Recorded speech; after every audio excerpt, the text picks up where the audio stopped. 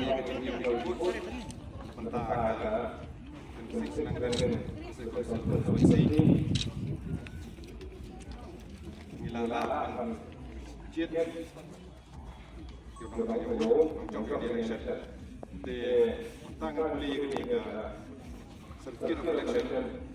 kami dapat ketika election senangkan konstitusi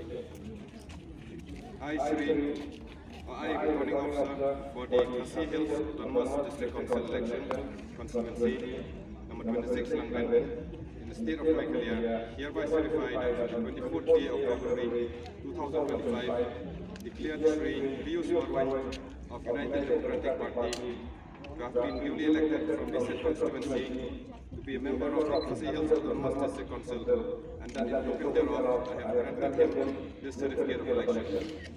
Thank you.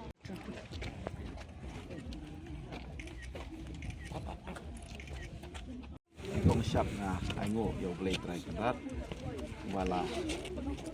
kepu kerja bagi dalam di bet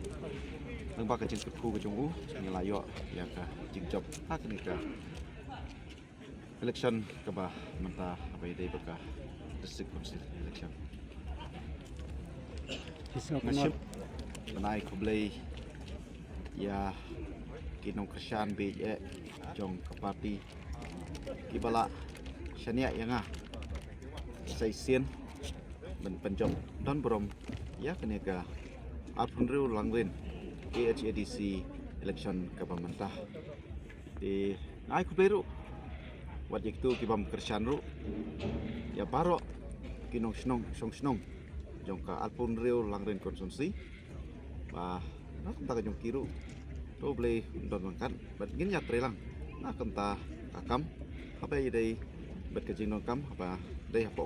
konsumsi bet apa ide bet district council apa nak leng jongangan le chatai umno bangin ya la bet nang pen klan chisu nak kenta ka jingdon kam apa ide bet district council